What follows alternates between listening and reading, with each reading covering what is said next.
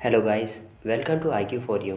दोस्तों, आपने सुना है कि अर्थ का मैग्नेटिक फील्ड लगातार शिफ्ट होते जा रहा है या अर्थ का मैग्नेटिक फील्ड कम होता जा रहा है। आज मैं इस वीडियो में बताऊंगा कि आपको अर्थ का मैग्नेटिक फील्ड कम कैसे हो रहा है, ये मैग्नेटिक फील्ड कहाँ कम हो रहे हैं, और ये भी बताऊंगा कि अगर अर्थ का मैग्नेटिक फील्ड कम हो जाएगा तो क्या होगा। चलिए स्टार्ट करते हैं।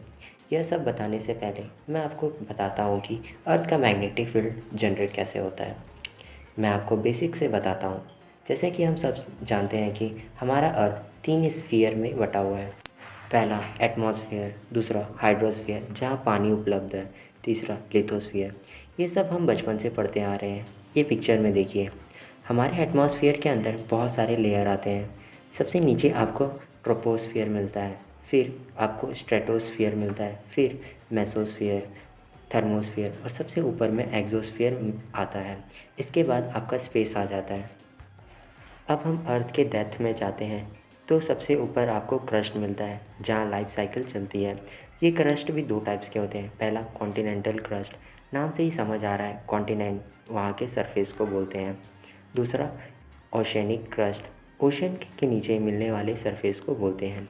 ये चार्ट में देखिए, क्रस्ट के नीचे आपको मैंटल मिलता है जो 35 से 2890 किलोमीटर तक डेप्थ में फैला है। 80 से 220 किलोमीटर तक एस्थीनोस्फीयर, 410 से 660 किलोमीटर तक ट्रांजिशन जोन जिसको हम अपर मेंटल कहते हैं। 660 से 2890 किलोमीटर तक लोअर मेंटल मिलता है। उसके जस्ट नीचे आपको डी लेयर मिलता है और फिर लास्ट में आपको अर्थ के सेंटर में कोर मिलता है। ये कोर भी दो टाइप्स के होते हैं।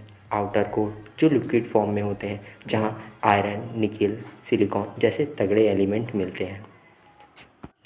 दूसरा इनर कोर, ये सॉलिड फॉर्म में होता है जिसका टेम्परेचर सन से भी ज़्यादा होता है।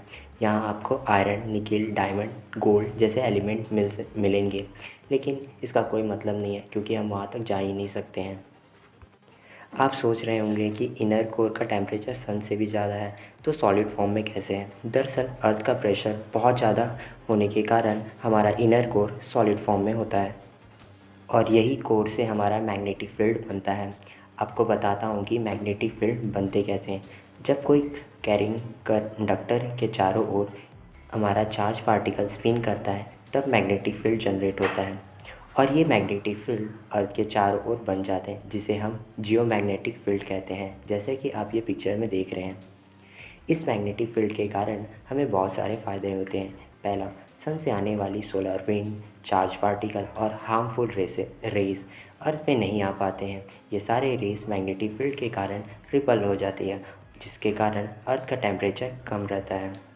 दूसरा, इस मैग्नेटिक फील्ड के कारण ही सी बर्ड्स, टर्टल जैसे समुद्री जीव आसानी से एक जगह से दूसरी जगह नेविगेट कर पाते हैं क्योंकि इनके अंदर एक मैग्नेट जैसा होता है जो मैग्नेटिक फील्ड की सहायता से अपना नेविगेशन करते हैं।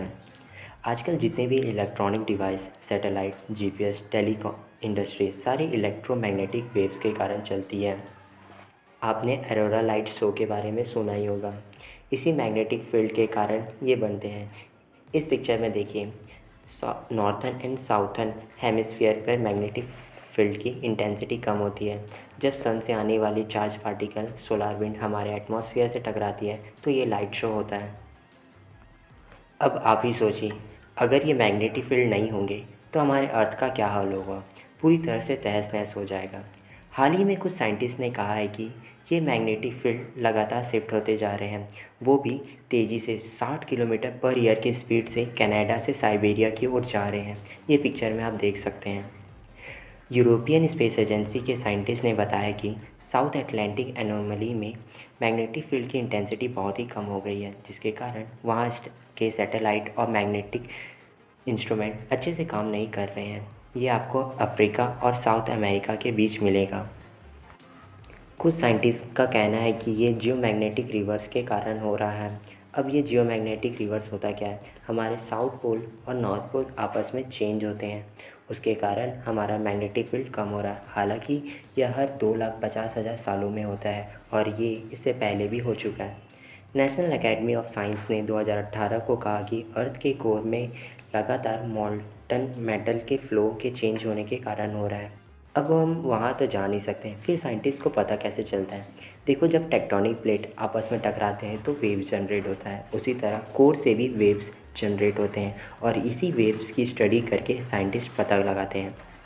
आशा करता हूँ कि आपको यह एनालिसिस अच्छा लगा होगा। अगर अच्छा लगा होगा तो लाइक, शेयर और सब्सक्राइब ज़रूर करें।